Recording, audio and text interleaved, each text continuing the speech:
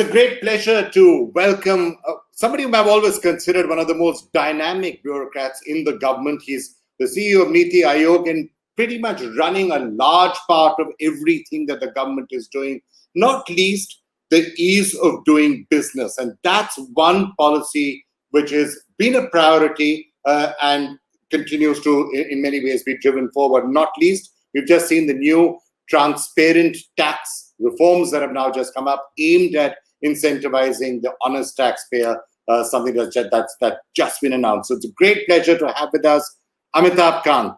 Thank you so much, Mr. Kant, for joining us. Ease of doing business, obviously, something which has been very close to your heart, and I'm going to discuss various policy measures that should be required. And obviously, a lot has to be changed given what's happened with coronavirus.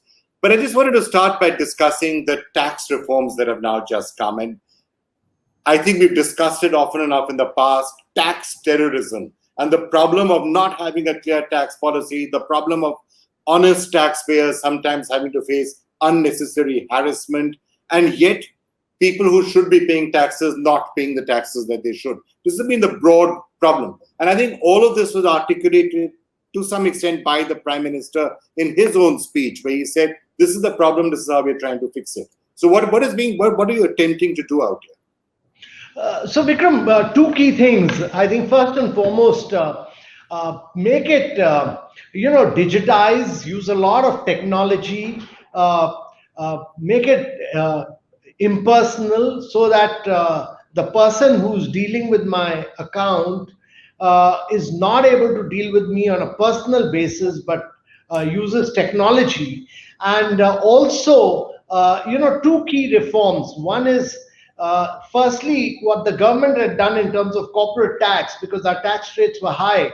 It had brought down tax rates for new enterprises to 15% and for existing enterprises to 22%, which makes India one of the least taxed countries in the world, almost on par with Ireland. And therefore, we should, in the long run, attract a lot of investments into India. Number two, with today's taxpayer rights, being announced that taxpayers have a right, and therefore honesty will be really the key to the future.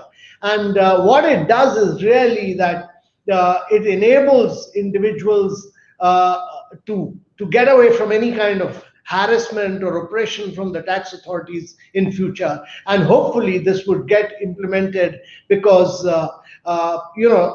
there's a lot of political will to do it now. You will never have this kind of huge administrative and political will. So hopefully all of us in the future should see a lot of predictability and consistency on tax policies.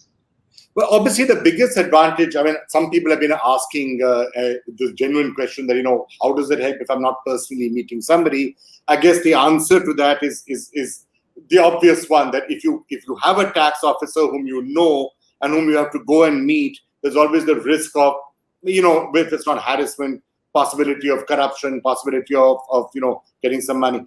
But for this to work really effectively, it has to be a very simple, easy tax structure with as few ifs and buts. So very few tax slabs, very few little complexity, a simple tax code, and then you can say, this is what you should do.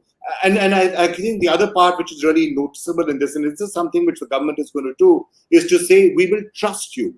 We will believe that you're honest unless you're proven to be dishonest. Is that the approach? Yeah, the intention really is that you should not go around opening tax accounts of individuals, but use a lot of data.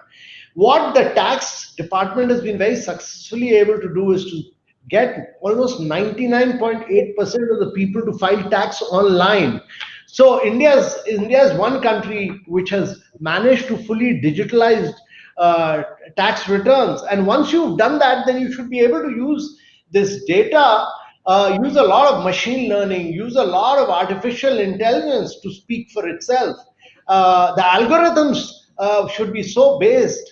The power of computing should be able to point towards someone who's violating or who's evading something, rather than individual person personally scrutinizing tax returns. And I think that is what is going to happen.